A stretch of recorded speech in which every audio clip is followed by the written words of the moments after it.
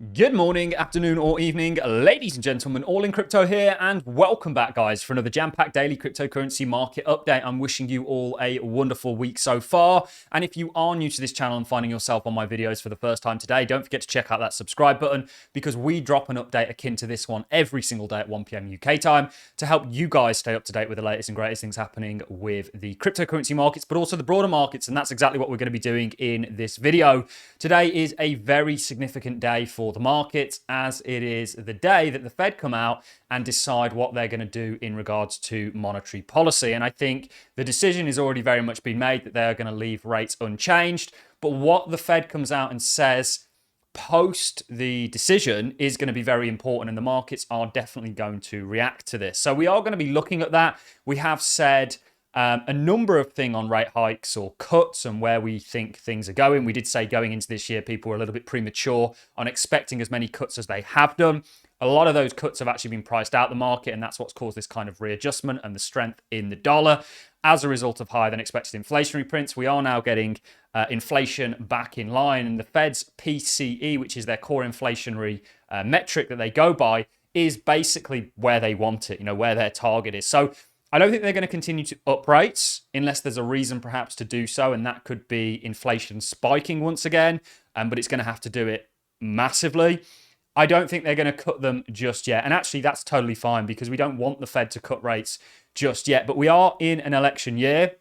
And that may be something that the Biden administration may look to sort of push forwards, is rate cuts in regards to people favoring them in the election. You're also going to have a lot of talk about monetary policy when it comes to other candidates, because of course monetary policy directly affects all our lives. And this is why we're in such a mess as a world, because of the likes of central bank. And it's why Bitcoin was spawned. So we're going to be looking at all that. We're going to start the video off with a clip from A16Z's Chris Dixon talking about the cryptocurrency space, where it's at, and the kind of broader revolution that it is. And it's very important that people don't lose sight of this technology as a whole, where it's at and where it's going, because we are yet to really see anything. You are going to end up with billions of users eventually using the crypto space, and some of the cryptocurrencies that we talk about on this channel are going to benefit massively as a result of that. So I want to start things off there. We're going to get into a number of things. We're going to look at what's happening with the SEC. They've been caught lying, and they've looked to dismiss a case that they've essentially been caught red-handed on. Also, Paul, who is the head chief legal officer over at Coinbase, weighs in on some recent actions from the SEC. Then we're getting some charts and a number of other things on the sort of macro picture. So without further ado, guys, let's dive into it all, and let's start things off with a clip from Chris Dixon talking about the current state of the cryptocurrency market. He also gets asked a question about Solana ETF. You will end up with the altcoin ETFs. It's a matter of when, not if at this point. But let's dive into the first clip of this video. Million questions I have, and I want to get to the book and talk about the book. But before we hit the book, I just want to understand. I think we're all trying to understand what's just happened with the SEC and this Bitcoin ETF, and what it means not just for Bitcoin, but potentially for the Solanas of the world and everything else. Yeah. So, I think crypto has been a technology that's controversial, and I think any institutional acceptance like the ETF is a good thing, is a net positive.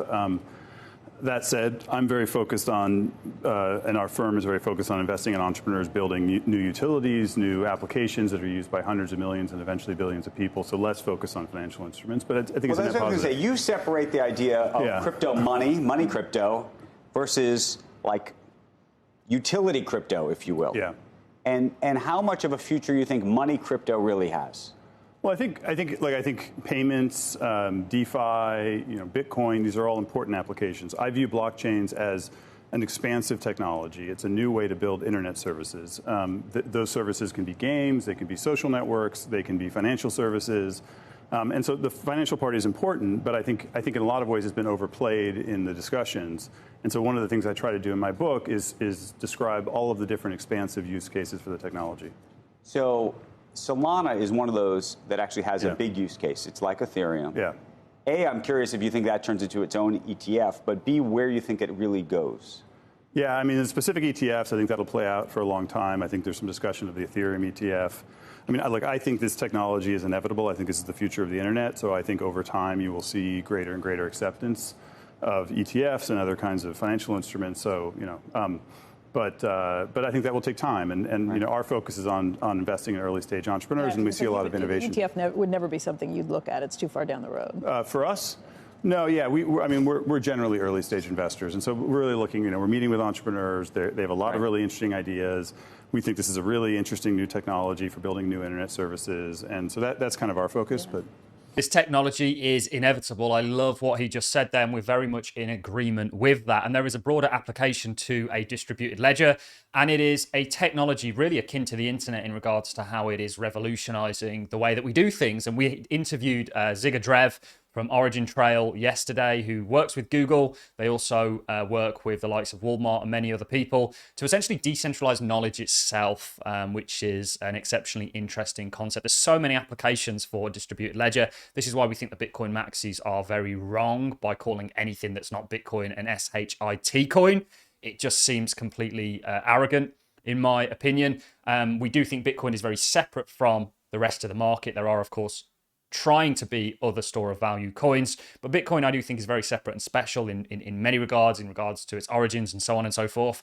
But there is a far broader application for distributed ledger technology, and we try and pick out those opportunities and highlight them for you in these daily market updates. Let's now dive over to a little bit of news on the SEC before we get into a variety of other things.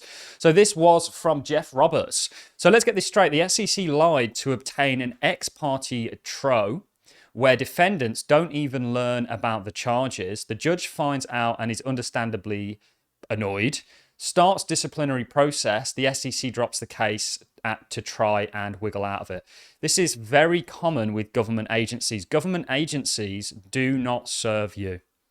Okay, they are not there. The SEC's role is not necessarily to protect consumers, but more so actually infringe and regulate them and keep them where they are. And this is very typical of the SEC. Also, we have Paul, who is the chief legal officer over at Coinbase.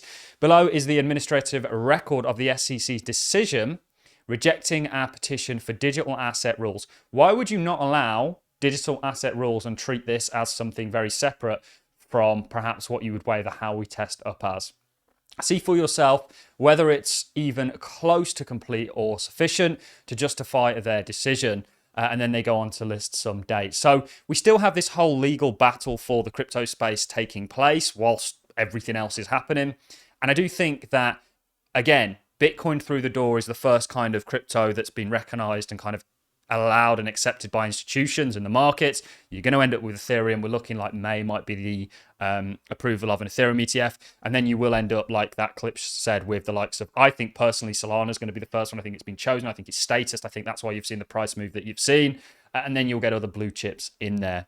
So let's move on now to a little bit of price analysis. And you guys know the plan. And it's very much one of those hurry up and wait environments to see if things play out. When the market gives you positive feedback, you go with it. And we were expecting this resistance to act exactly as that. We know the kind of macro headwinds. We know the fundamental news. And also, of course, the technical key level of significance that we ran into. And we are just waiting to form this right shoulder. And I have previously said this is going to be a lot more of a shallow right shoulder than people think. And that people should ignore these nonsense headlines of black swan events. And so on and so forth. If you look at the people that's saying this, they're essentially bearish for all of last year, wrong, and are still now almost doubling down when the charts are simply very contradictory to their thesis that I think is more news-driven than technically driven. So there was some smaller structure.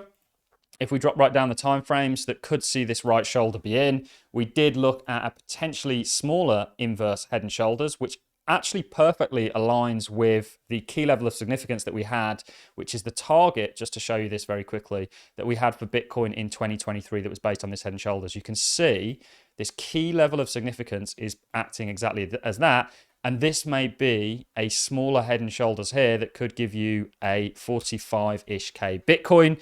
And until this structure is invalidated, then you don't look for a deeper right shoulder. So we could be on our way up to the neckline, and ultimately if we do have that pattern play out, that is going to predict around about 150K in regards to Bitcoin, which is going to support our thesis on the dollar and everything in between. Let's now talk about the dollar, or let's first of all look at Grayscale and what's happening there, because you can see Grayscale's daily outflows are now drying up. This was signaled. JP Morgan said that eventually this is going to dry up. There's good and bad news with Grayscale. One is they're still dumping. The good news is that, of course, they are going to run out eventually. Let's now talk about the dollar and, of course, what is taking place today. And this is a CNBC article, and the title is "A Change to This One Clause Could Be the Most Important Part of the Fed's Meeting." So the hike itself, or the decision itself, they're not going to hike, is going to be, they're just going to keep things where they are. They're not going to prematurely bring things down, and they're going to hold rates where they are because they need to almost prop up that bond market. So a real slippage in the bond market is the only thing that leads me to believe they are going to spike rates, because rates follow yields. So there is a market element to rates. Now, I don't think that that's necessarily going to happen. I'm actually kind of a little bit bullish in the short term on both bonds, crazily, because I think bonds are junk. I think this whole system is well overcooked at this point. But I don't think they're going to drop rates just yet. I think bonds might get a bid because of this kind of going back to QE sort of environment that's ultimately inevitable. And I also think things like housing are going to get a bit of a bid. And that's going to all be on the forecast of lowering rates, which is also going to play into our macro thesis on the dollar and Bitcoin playing out that right shoulder and ultimately broader inverse head and shoulders pattern. So they say the Fed wraps up its meeting Wednesday, and all eyes are likely gravitating to one small piece of wording that could unlock the future of monetary policy, a phrase that has signaled the Fed's willingness to approve additional policy firming, so more rate hikes, has underlined its willingness to keep rates raised for longer. Most of the public statements that officials have delivered in the recent days point away from a hurrying to cuts. Markets, however, expect aggressive easing this year. And there was a number of interesting things. So the Fed has, according to their PCE, basically achieved and won the battle on inflation, which sounds absurd. Also, if you take true inflationary stats, you can see this is the US inflation at 1.7%. I don't think, as things stand, there's any need for them to continue hiking. However, they may want to keep things higher for longer than people expect. And the markets, of course, I think have readjusted for that in January. January is often a year of indecision as data rolls in. But ultimately, I think they're going to keep rates higher for longer. But we don't mind that, because if you look at the correlation with sideways rates after aggressive hiking, first of all, every time they've upped interest rates, the S&P's gone on and rallied. And second of all, when they've actually stopped upping interest rates and gone sideways, the S&P's gone on and put in a new high. It's not until later on, and we've looked at the laggard effect of monetary policy, which is, of course, more laggard in developed countries. It's like a cruise ship turning in regards to perhaps underdeveloped countries, which is more like a speedboat turning. Everything seems set. Election year, so on and so forth. And I actually think that there's going to be, and the markets are going to do very well this year for a number of reasons, technically, macroeconomically, and also perhaps fundamentally, and media-wise, based on the elections and what's coming. So the plan is still set in play. That was quite a lot that we've covered today, but that's what we do on these daily market updates. We keep you up to date with everything. On that note, I'm going to love and leave you. If you've enjoyed this content, a like is always greatly appreciated. So is a comment, and I'll see you all in the next one. Thanks for watching, guys. See you in the next.